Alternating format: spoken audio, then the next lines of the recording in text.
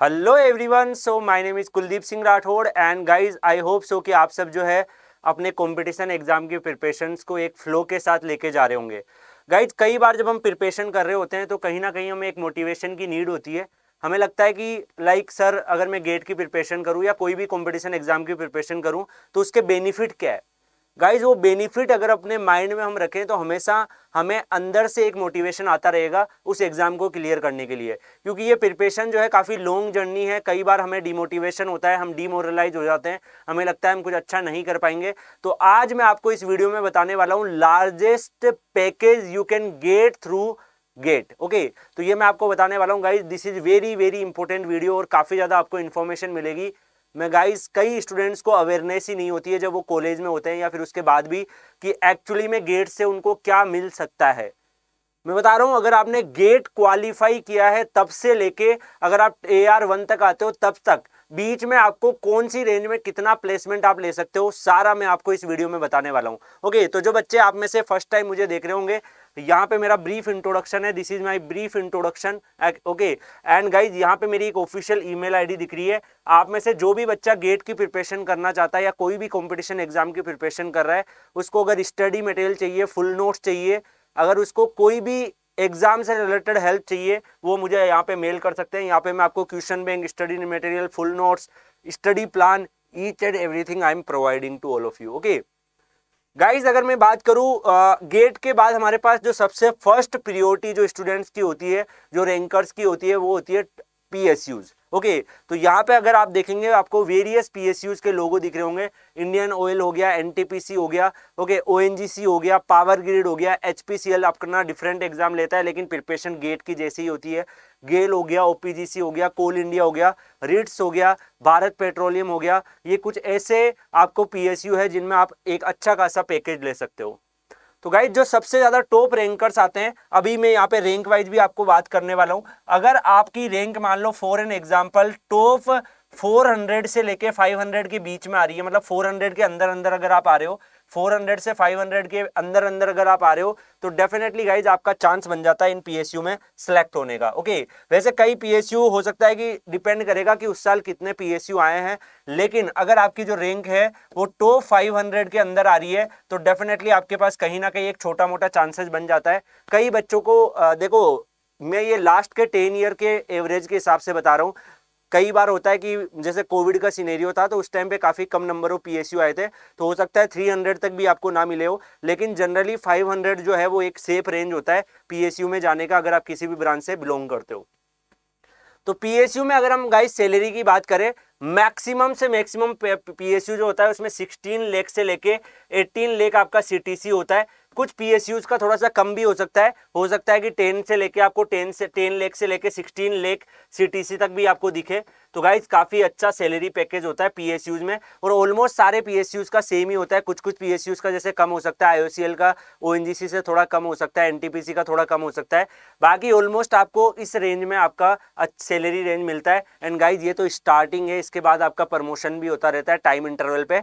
तो ये PSU में अगर आप इंटर करते हो तो आपको ये सैलरी रेंज मिलेगा। PSU में जाने का फायदा क्या है कि गेट का जैसे ही आपका रैंक आया उसके 5 to 6 मंथ के अंदर अंदर क्या होता है कि मैक्सिमम PSU अपनी रिक्रूटमेंट कर लेती है और काफी जल्दी आपको जॉब मिल जाती है और काफी जल्दी आपका सैलरी जो है वो स्टार्ट हो जाता है। PSU में आपको बहुत सारे मेडिकल बेनिफिट, अलाउंसेज मिलते हैं, बहुत सारे आपको अदर बेनिफिट्स भी मिलते हैं एज ए गवर्नमेंट एम्प्लॉय को जो मिलते हैं। तो गाइज काफी अच्छा जो है आपको यहाँ पे PSU में सैलरी रेंज मिलता है। Definitely this is the one of the salary range, लेकिन मैं इस वीडियो में आपको लार्जेस्ट पैकेज भी बताने वाला हूँ कि कितना तक भी जा सकता है। ठीक है, नेक्स्ट अगर हम बात करें गाइस तो यहाँ पे IIT के MTech ऑप्शन दिख रहे होंगे, जिसमें IIC बेंगलोर आपको दिख रहा होगा, IIT दिल्ली दिख रहा होगा, IIT बॉम्बे दिख रहा है, IIT मद्रास दिख रहा है, IIT खड़गपुर दिख रहा है, IIT रुड़की दिख रहा है। ठीक है, ये कुछ टॉप मोस्ट IIT है जो हम 4 से 5 IITs की बात करें। अगर आप इन टॉप 5 IITs में जाते हो तो गाइज आपकी स्किल्स पे डिपेंड करता है, आपके पास 100% प्लेसमेंट की अपॉर्चुनिटी रहती है अगर आप इन टॉप 5 IITs में जाते हो। इवन अगर आप इंटरडिसिप्लिनरी ब्रांचेज में भी जाते हो, जैसे मान low energy studies in IIT Delhi, in top IITs में अगर आप जाओगे तो इन सब में आपका प्लेसमेंट होने का पूरा चांसेस रहता है। बाकी डिपेंड करेगा आपके CGPA कितने हैं, आपने अपनी स्किल्स को कितना इंप्रूव किया है। तो यहाँ पे कितना प्लेसमेंट आप एक्सपेक्ट कर सकते हैं? तो गाइज यहाँ पे दो टाइप के फील्ड आपके पास आएंगे, एक आएगा कोर फील्ड और एक आएगा आपका नॉन कोर फील्ड। ओके, तो आईआईटीज में अगर आप कोर फील्ड में जाते हो, कोर फील्ड मतलब जो जिस ब्रांच में आपने एमटेक किया है या बीटेक किया है उसी से रिलेटेड ब्रांच में अगर आप कोई जॉब पाते हो तो आपका 8 एलपीए से लेके आपका जो प्लेसमेंट है वो 15 एलपीए के बीच में रहता है। ओके, इस समथिंग यहाँ पे आपको प्लेसमेंट मिलेगा अगर आप कोर में जाते हो। अगर आप नॉन कोर में जाते हो, और ये भी सारी की सारी जो मैं आपको बता रहा हूँ ये इंडिया की कंपनी के बारे में बता रहा हूँ, तो अगर आप नॉन कोर में जाते हो तो गाइज नॉन कोर में आपका जो प्लेसमेंट है वो आप एक्सपेक्ट कर सकते हो 10 से लेके 20 एलपीए के बीच में। ओके, यहाँ पे जैसे मान लो मैकेनिकल के बच्चों की मैं बात करूँ तो उनके लिए कोरिस्पॉन्डिंग कंपनी जैसे रोल रॉयस हो गया, ठीक है, टाटा हो गया, ठीक है, ऐसे छोटे बहुत सारे कंपनी जाते हैं जो आपने देखा होगा आईआईटी से डायरेक्टली बच्चों को उठाते हैं। ओके, ये सारी की सारी अगर मैं देखूं इंडियन कंपनी की रेंज होती है। अगर आप एमएनसीज में वर्क करते हो, जैसे मान लो कि आपने कोडिंग वगैरह सीख ली, अगर आपने एमएनसीज से वर्क कर रहे हो तो मैं बता रहा हूं अच्छा खासा प्लेसमेंट होता है, डिपेंड करता है आपकी स्किल्स क्या है। जैसे फॉर एन एग्जांपल आप मैकेनिकल के स्टूडेंट्स हो बट आपने आईआईटी में इंटर करने के बाद 1.5 ईयर में कोडिंग में बहुत ही ज़्यादा अच्छा काम कर लिया, कोडिंग आपकी बहुत ही ज़्यादा इंप्रूव कर ली है, तो मैं उस सेंस में बता रहा हूं कि आप 20 से लेके 30 एलपीए तक अपना प्लेसमेंट को उठा सकते हो। ये एवरेज प्लेसमेंट की मैं बात कर रहा हूं कि अगर आपने अच्छे खासे स्किल्स डेवलप कर लिए सॉफ्टवेयर से, कोडिंग से, लैंग्वेजेस आपने सीख ली, तो 20 से 30 एलपीए आप टॉप 5 आईआईटीज के बारे में बात की जा रही है। ये टॉप 5 आईआईटीज से ही आप इतना प्लेसमेंट उठा सकते हो। डिपेंड करता है कि आपने अपनी स्किल्स पे कितना वर्क किया है। ओके, तो आपको बहुत सारे सॉफ्टवेयर, बहुत सारे कोडिंग ये सब सीखना पड़ेगा। अदरवाइज अगर आप कोर फील्ड में भी रहते हो तो इस रेंज में आप अपना प्लेसमेंट को एक्सपेक्ट कर सकते हो। और ये टॉप 5 आईआईटीज में अगर मैं बात करूं तो यहाँ पे गाइस ऑलमोस्ट 100% प्लेसमेंट हो जाता है। हाँ, अगर आप गाइस बात करें मिड वाले आईआईटीज के बारे में, जैसे IIT Guwahati, IIT BHU, IIT Indore, IIT Hyderabad, तो इन सब में क्या होता है गाइस, इन सब में प्लेसमेंट में भी 100% ना हो लेकिन प्लेसमेंट की अपॉर्चुनिटी रहती है।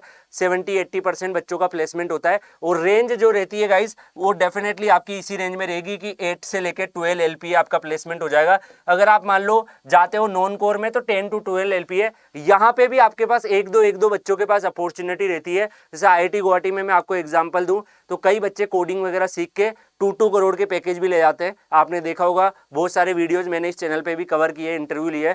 तो जो 2 करोड़ वाले बच्चे होते हैं डेफिनेटली उनमें कई बच्चे कंप्यूटर साइंस के भी होते हैं। ओके, अगर मैकेनिकल, सिविल, कोर ब्रांचेस की बात करूँ तो 30 तक बहुत बच्चे पहुंच जाते हैं, 35 तक भी पहुंच जाते हैं। जैसे मैं अभी रिसेंटली आईआईटी दिल्ली में विजिट करके आया था तो वहाँ पे एक बच्चा अप्लाइड मैकेनिक्स का था, तो अप्लाइड मैकेनिक्स में जो उनका प्लेसमेंट था वो 48 एलपीए के आसपास चला गया था। 40 जापान की किसी कंपनी में 48 एलपीए लगाए। तो गाइज ये कुछ बच्चे होते हैं जो डेफिनेटली इतना प्लेसमेंट भी लेके जा सकते हैं। तो हाईएस्ट प्लेसमेंट अगर 2 करोड़ तक भी जाता है जो कंप्यूटर साइंस के बच्चे होते हैं, या फिर अगर कोर ब्रांच का देखो तो उनमें भी अगर उन्होंने स्किल्स को डेवलप कर लिया है तो उनमें से भी कुछ बच्चों का 48 एलपीए, 35 एलपीए इस लेवल का प्लेसमेंट भी चला जाता है। लेकिन ऑन एन एवरेज लिख रहा हूं मैं, ये जो डाटा आपको लिखा है ऑन एन एवरेज इतना तो सबका ही रहता है। कुछ बच्चे जो स्पेशल्स होते हैं, जो अपने ऊपर बहुत वर्क करते हैं, बहुत हार्ड वर्क करते हैं, वो एक अच्छा लेवल का प्लेसमेंट भी आईआईटी से लेके जा सकते हैं। अगर आप बिल्कुल न्यू आईआईटीज में हो गाइस तो भी आप 5 to लेके 10 एलपीए तक का प्लेसमेंट एक्सपेक्ट कर सकते हो अगर आपने अपनी स्किल्स पे वर्क किया। अगर आपने मान लो बहुत सारे जो आपको सॉफ्टवेयर, कोडिंग ये सब के ज़्यादा चांस होते हैं, वहाँ पे मे बी कोर कंपनियाँ ना आए लेकिन नॉन कोर कंपनियों में प्लेसमेंट होने का आपका पूरा का पूरा चांसेस रहता है। एंड आईआईटी, आईएससी इन सब के टेक जो है वो डेफिनेटली मार्केट में आपको एक अलग ही डिफरेंशिएट कर देते हैं बाकी स्टूडेंट से। ओके, इसके बाद अगर हम गाइस बात करें, ये तो यहाँ पे अगर हम देखें तो मैंने बोला है कि आईआईटीज में कई बच्चे 2 करोड़ तक का पैकेज भी ले जाते हैं। जैसे for an example one of my friend Rohit Negi, तो उनका भी 2 करोड़ में पैकेज लगा है। कंप्यूटर साइंस ब्रांच थी, गेट में 202 रैंक आई और उसके बाद 2 करोड़ का पैकेज लगा है। ये जो है बच्चा 48 एलपीए मैंने जो बताया ये अप्लाइड मैकेनिक्स ब्रांच से है।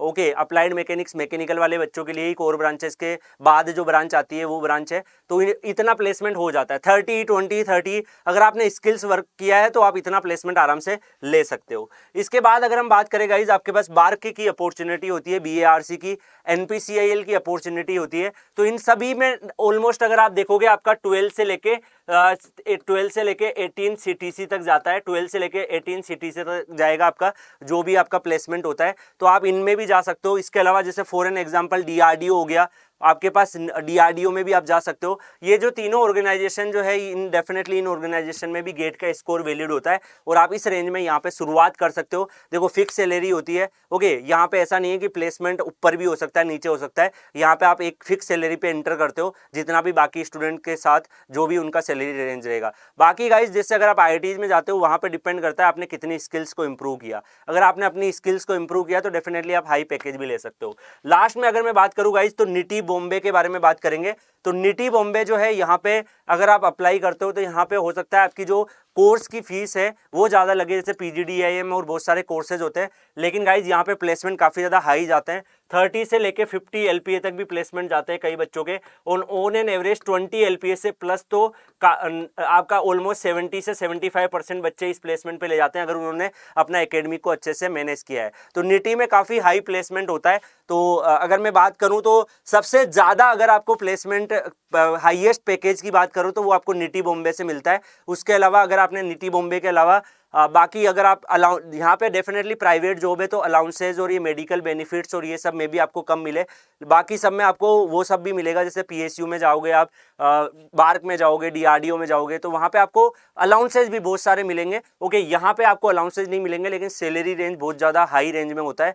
तो गाइज डेफिनेटली निटी बॉम्बे जो है वो आपको हाईएस्ट पैकेज देता है, लेकिन लगभग अगर आप देखें तो मैक्स टू मैक्स अगर मैं बात बोलूँ तो अभी तक जो मैंने देखा है कि गेट क्लियर करके जो IIT में एमटेक गए हैं वो 2 करोड़ तक भी पैकेज उठाए हैं, लेकिन वो माइनर से बच्चे होते हैं, ऐसा नहीं कि सारे बच्चे उठा लेते हैं।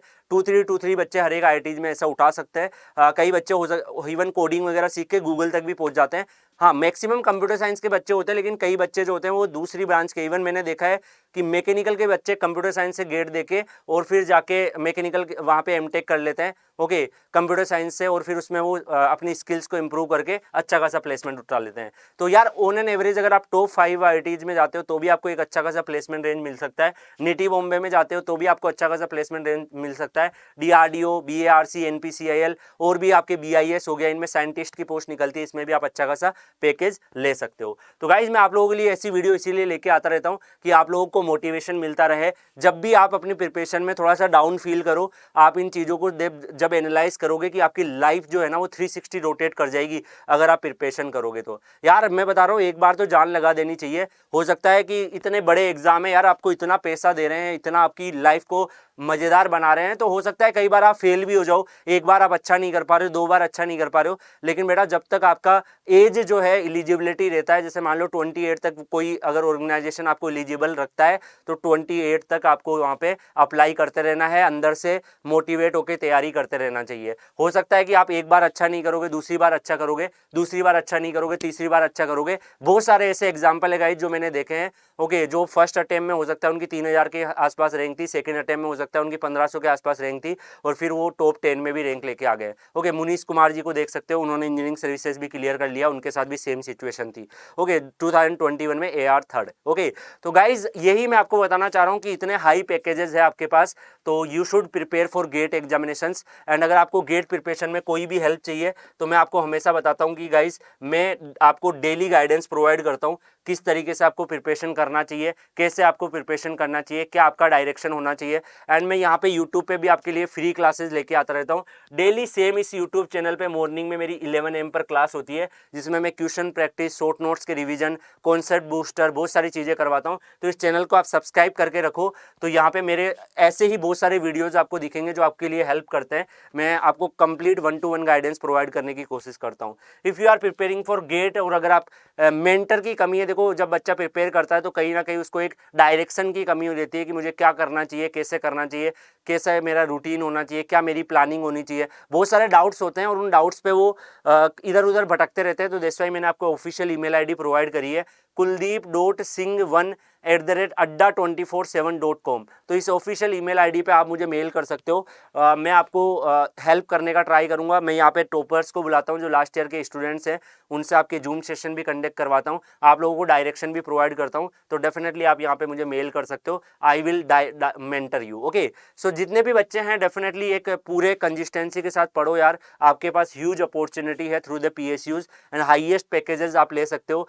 इस इंडिया में अगर हम देखें जितना भी मैक्सिमम पैकेज जा सकता सकता है आप ले सकते हो, अगर आपने अपने ऊपर वर्क किया नेक्स्ट 2 से 3 ईयर्स। ओके, चलिए, so thank you so much guys, and channel को सब्सक्राइब करिएगा, वीडियो को लाइक करेगा, एंड अपनी जो भी जूनियर सर्किल है उसको शेयर करिएगा, जिससे कई बच्चे जो मोटिवेट हो और अपनी प्रिपरेशन को कंटिन्यू रखे। Good luck guys, best of luck.